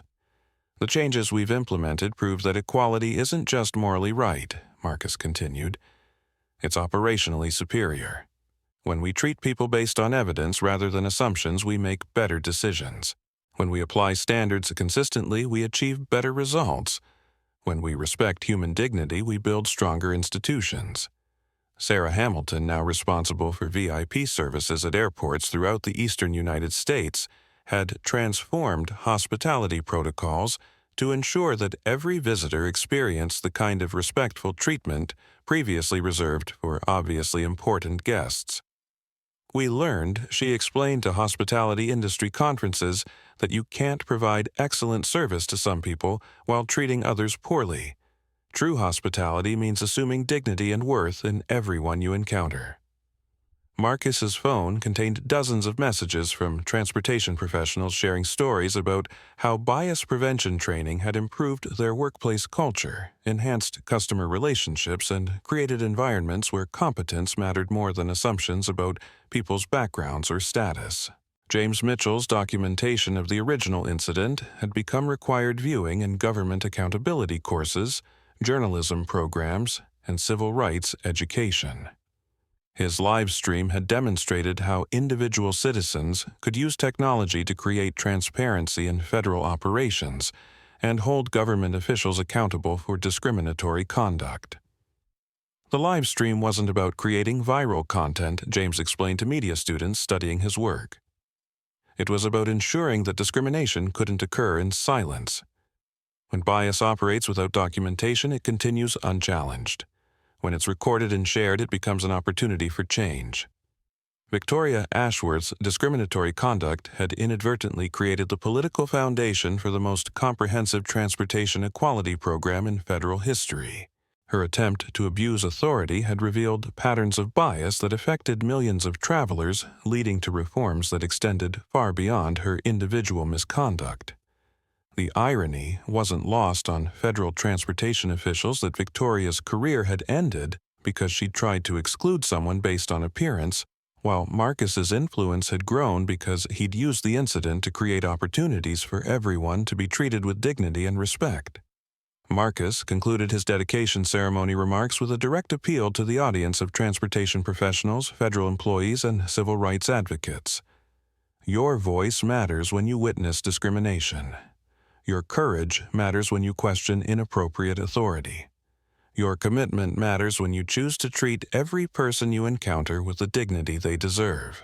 The ceremony concluded with the unveiling of a simple plaque that captured the essential lesson of Marcus's experience with Victoria. Equal treatment isn't achieved through policies alone. It's achieved through the daily choices individuals make to see the humanity in every person they serve. As attendees filed out of the dedication ceremony, Marcus reflected on Jessica's voice from their Sunday evening conversations about workplace challenges and social justice.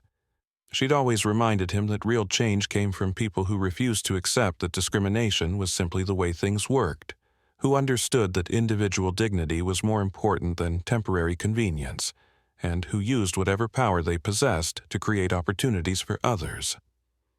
Today, standing in a federal facility where transportation officials from around the world were learning to recognize and prevent bias, Marcus understood that Jessica's vision had been realized. The structure that had failed her, that had allowed cost-cutting and negligence to compromise airline safety, had been transformed into one that prioritized human dignity alongside operational excellence.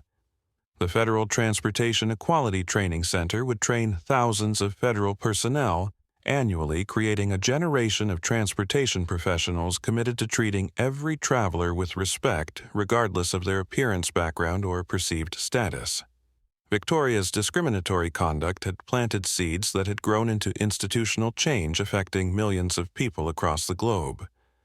Marcus's legacy wouldn't be measured by his response to individual discrimination, but by the countless future travelers who would experience respectful treatment because bias prevention had become standard practice rather than optional courtesy. Jessica's death had inspired him to build safer aviation structures. Victoria's misconduct had enabled him to build more equitable ones. Sometimes Marcus told visitors to Jessica's grave on quiet weekend mornings. The most powerful response to injustice isn't immediate confrontation. Sometimes it's strategic patience followed by comprehensive transformation that ensures the same injustice can't happen to others. The man who had been told he didn't belong in a federal facility because of his casual appearance had transformed that facility and thousands like it into places where everyone belonged, where dignity was assumed rather than earned, and where federal authority served justice rather than personal prejudice. If you've ever experienced discrimination in transportation, witnessed bias in professional settings, or wondered whether individual voices can create institutional change, remember Marcus Thompson's story. Change begins with people who refuse to accept that prejudice is permanent, who understand that real authority serves others rather than self, and who transform personal pain into universal progress. Share this story if it reminded you that justice delayed isn't always justice denied. Sometimes it's justice transformed into something larger than individual vindication, something that reaches beyond personal experience to create lasting change for generations who will never know the discrimination that previous generations endured. Your dignity matters. Your voice matters. Your commitment to treating others with respect matters. And sometimes when you combine patience with principle and strategy with courage, you can change entire structures rather than just winning individual battles. If this story moved you, please hit the like button and share it with others who need to hear this message. Subscribe to our channel for more inspiring stories of courage, justice, and transformation. Comment below and let us know about a time when you witnessed discrimination or stood up for what was right. Your story matters too, and together we can create a world where everyone is treated with the dignity and respect they deserve. Thank you for watching. And remember, sometimes the most powerful response to injustice isn't anger or revenge. Sometimes it's the grace to transform a moment of personal pain into an opportunity for everyone to rise higher,